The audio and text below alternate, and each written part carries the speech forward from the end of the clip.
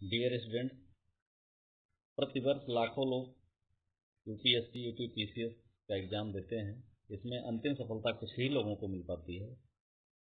इसका मूल कारण ये है कि जब हम प्रारंभिक परीक्षा का एडमिट कार्ड आता है तो उसकी पढ़ाई शुरू करते हैं, और जब उसका रिजल्ट आता है तो हम मुख्य परीक्षा की पढ़ाई शुरू करते हैं। इसलिए लगातार पढ़ते रहें, हमेशा अपडेट रहें, जिससे अंतिम सफलता प्राप्त कर सकें।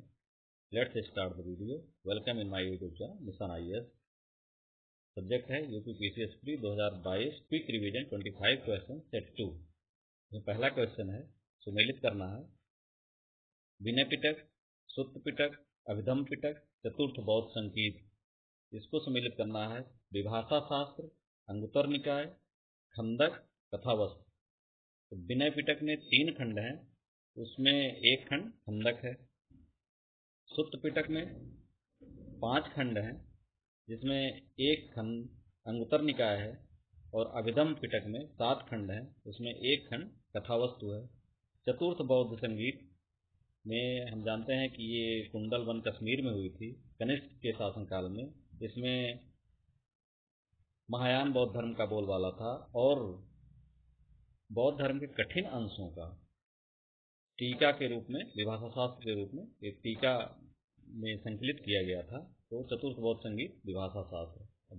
अगर मिलान किया जाए तो विनय पिटक, खंडक ए का 3, और बी सुत्त पिटक, अंगुत्तर निकाय बी का 2, ए का 3, बी का 2, सी का कथावस्तु 4, और डी का चतुर्थ बौद्ध संगीत 1। अतः ऑप्शन ए सही है। दूसरा क्वेश्चन है, हिंदू पार्टी किसकी पुस्तक है जिसमें इतिहास लेखन की साम्राज्यवादी कपोल कल्पना को समाप्त किया गया। हम जानते हैं कि ब्रिटिश काल में जब इतिहास लेखन शुरू हुआ तो ब्रिटिश शासकों ने अपने लाभ के लिए, यहाँ की जनता को इस तरह से समझाने के लिए कि यहाँ के लोग केवल शासित होने के लिए हैं, उन्होंने ऐसे इतिहास की कल्पना की जिसमें प्राचीन काल में भारत में केवल जो निरंकुश शासक थे उन्हीं के द्वारा यहाँ शासन चलाया जा सकता था। इसलिए ब्रिटेन या ब्रिटिशवासी ही उसके सबसे अच्छे शासक हैं। इस धारणा को तोड़ने वाली पहली पुस्तक है हिंदू पार्टी, जो केपी जायसवाल ने लिखी थी 1924 में। तो इसका answer KP Jaiswal. Question number 3 है, निम्नलिखित में से कौन सी पुस्तक फारसी में लिखित है। पहला हस्तविहित, बाबरनामा, किताबुल हिंद, रहेला। तो इसमें बाबरनामा हम जानते हैं कि बाबर की आत्मकथा है, तुर्की में है। किताबुल हिंद ये किसकी बुक है, सब जानते हैं, महमूद गजनवी के साथ आने वाले अलबरूनी की है। और तीसरी पुस्तक रहेला इब्न बतूता की है। इसमें बाबरनामा तुर्की में, किताबुल हिंद और रहेला अरबी में लिखी गई है। हस्तविहित जो खुसरो की पुस्तक है ये फारसी में है। तो आंसर इसका ए होगा। अगला क्वेश्चन, क्वेश्चन नंबर 4, 1951 की जनगणना में स्त्री साक्षरता दर कितनी थी। तो 1951 की जनगणना में स्त्री साक्षरता दर 8.86 थी, जबकि पुरुष साक्षरता 27.16 थी। ऑप्शन सी सही होगा। क्वेश्चन नंबर 5, एनसीईआरटी की स्थापना कब की गई थी। तो एनसीईआरटी राष्ट्रीय शैक्षिक अनुसंधान एवं प्रशिक्षण परिषद, NCERT national council of education research and training की स्थापना 1961 में की गई थी। क्वेश्चन नंबर 6 है, कोलकाता से दिल्ली राजधानी स्थानांतरण के समय भारत का वायसराय कौन था।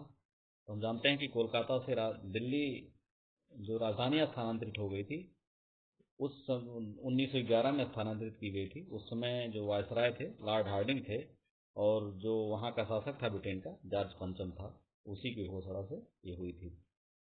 अगला क्वेश्चन 7, एक तरफ सुमेलित करना है, एक तरफ धारा दी है, दूसरी तरफ ठंडी है गर्म है दिया हुआ है। Kuroshio, Kuril, Humboldt, Tsushima. Kuroshio धारा हम जानते हैं कि जापान के तट पर नीचे की तरफ से उत्तर की तरफ बहती है, ये गर्म धारा है। क्यूराइल धारा ये बेरिंग सागर से नीचे की तरफ आती है, ये ठंडी धारा है। हम्बोल्ट धारा पेरू धारा, या इसको ये पेरू के तट पर बहती है, ये भी दक्षिणी ध्रुव, दक्षिण की तरफ से उत्तर की तरफ बहती है, ये भी ठंडी धारा है। और सुषमा धारा गर्म धारा। हम जानते हैं कि भूमध्य रेखा के से जो धाराएं उत्तर या दक्षिण की तरफ चलती हैं वो गर्म धाराएं होती हैं, और जो धाराएं उत्तरी ध्रुव या दक्षिणी ध्रुव से भूमध्य रेखा की तरफ बहती हैं वो ठंडी धाराएं होती हैं। क्वेश्चन नंबर 8 है, ओजोन क्षरण रोकने से संबंधित कौन सा समझौता नहीं है? मॉन्ट्रियल प्रोटोकॉल, किगाली समझौता, क्योटो प्रोटोकॉल, वियना कन्वेंशन। तो हम मेरी वीडियो ओजोन क्षरण संबंधित जो वीडियो है उसमें हमने स्पष्ट बताया है कि इससे ओजोन क्षरण संबंधित कौन कौन से समझौते हैं। तो उसमें मॉन्ट्रियल प्रोटोकॉल, किगाली समझौता, वियना कन्वेंशन, ये तीनों ओजोन क्षरण संबंधित समझौते हैं, जबकि क्योटो प्रोटोकॉल नहीं है। क्वेश्चन नंबर 9, वर्षा जल का पीएच मान कितना होने पर उसे अम्लीय वर्षा कहा जाएगा? ऑप्शन 1 4 से कम, 5 से कम, 6 से कम, 7 से कम। तो अगर वर्षा का पीएच मान 5.6 से कम है तो उसे अम्लीय वर्षा कहा जाता है। क्वेश्चन नंबर 10, जापान के प्रमुख द्वीपों का उत्तर से दक्षिण की तरफ क्रम क्या है? तो हम जानते हैं कि जापान के जो द्वीप हैं उत्तर की तरफ से देखा जाए तो पहले होकाइडो है, फिर होन्शु है, शिकोकू है, फिर क्यूशु है लास्ट में। ये क्वेश्चन कई बार पूछा गया है, इसको जरूर देख लीजिएगा आप लोग। क्रम क्या हो गया? होकाइडो उत्तर से दक्षिण की तरफ, होन्शु, शिकोकू, क्यूशु। अगर दक्षिण से उत्तर की तरफ पूछ लिया जाए तो क्यूशु, शिकोकू, होन्शु, होकाइडो। अतः ऑप्शन बी सही है। क्वेश्चन नंबर 11, कलिंगपोंग परियोजना किस राज्य के या केंद्र शासित प्रदेश में स्थित है? ये बहुउद्देशीय परियोजना है। किसमें स्थित है? सिक्किम, लक्षद्वीप, अंडमान निकोबार द्वीप समूह, नागालैंड। तो ये अंडमान निकोबार द्वीप समूह में कलिंगपोंग परियोजना स्थित है। नेक्स्ट क्वेश्चन 13, सुमेलित करना है। इसमें भी संविधान के अनुच्छेद दिए हुए हैं और सूची दी हुई है। 200 अनुच्छेद 215, 222, 226, 227। सुमेलित करना है। न्यायाधीश का एक उच्च न्यायालय से दूसरे उच्च न्यायालय में अंतरण, सभी न्यायालयों के अधीक्षण की शक्ति, कुछ रिट निकालने की उच्च न्यायालय की शक्ति, और नेक्स्ट है उच्च न्यायालय का अभिलेख न्यायालय होना। तो इसमें 215 उच्च न्यायालय का अभिलेख न्यायालय होना, 222 न्यायाधीश का एक उच्च न्यायालय से दूसरे उच्च न्यायालय में अंतरण, 226 कुछ रिट निकालने के उच्च न्यायालय की शक्ति, 227 सभी न्यायालयों की उच्च न्यायालय के जो उसके अधीन जितने न्यायालय हैं प्रदेश में उनके अधीक्षण की शक्ति। तो इस तरह ऑप्शन इसका ए हो जाएगा। क्वेश्चन नंबर 13 का ए। क्वेश्चन नंबर 15 है, संविधान के किस अनुच्छेद में वयस्क मताधिकार को मान्यता दी गई है? तो 326 में मान्यता दी गई है वयस्क मताधिकार को। ऑप्शन ए भाग 15, संविधान का भाग 15 का आर्टिकल 324 से 329 निर्वाचन संबंधित है। इसी में 326 के अंतर्गत वयस्क मताधिकार को मान्यता दी गई है। क्वेश्चन नंबर 15, किस एक संवैधानिक संशोधन द्वारा मिजोरम को राज्य का दर्जा दिया गया? मिजोरम को राज्य का दर्जा दिया गया। तो इसका ऑप्शन, इसमें 53वां संशोधन है। ऑप्शन ए सही है। ये 53वें संशोधन 1986 द्वारा अनुच्छेद 371 में जी जोड़ करके मिजोरम को राज्य का दर्जा दिया गया। राष्ट्रपति की क्षमादान की शक्ति निहित है अनुच्छेद 72 में, अनुच्छेद 123 में, आर्टिकल 143 में, आर्टिकल 86 में। क्वेश्चन नंबर 16 है। तो हम जानते हैं अनुच्छेद 123 से संबंधित है, राष्ट्रपति के अध्यादेश से।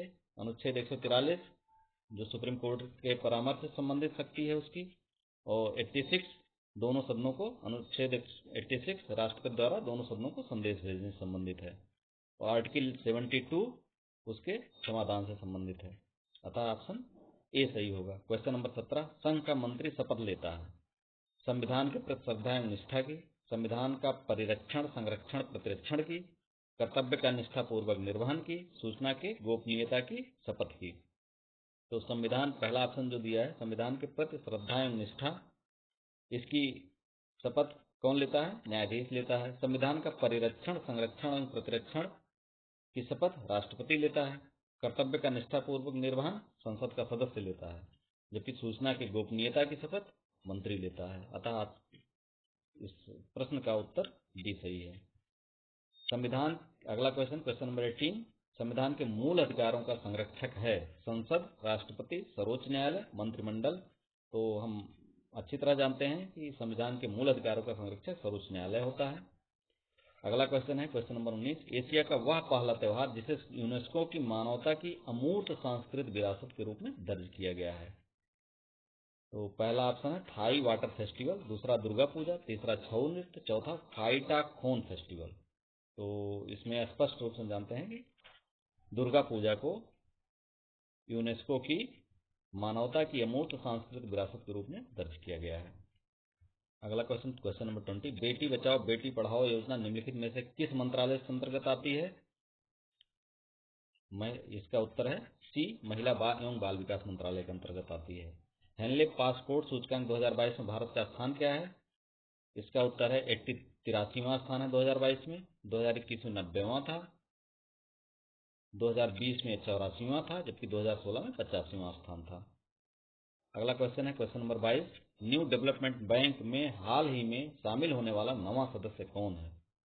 न्यू डेवलपमेंट बैंक की स्थापना जो ब्रिक्स के देश हैं इनके जो छठा सम्मेलन हुआ था दक्षिण अफ्रीका के फोर्टालाजा में, उसी में इसकी रूपरेखा खींची गई थी और 2015 में स्थापित हुआ। इसका मुख्यालय संघाई में है और इसमें अभी हाल में सितंबर में ब्रिक्स देशों के अलावा, ब्रिक्स के 5 देश जो हैं उनके अलावा 3 देश बांग्लादेश, यूएई और उरुग्वे शामिल हुए।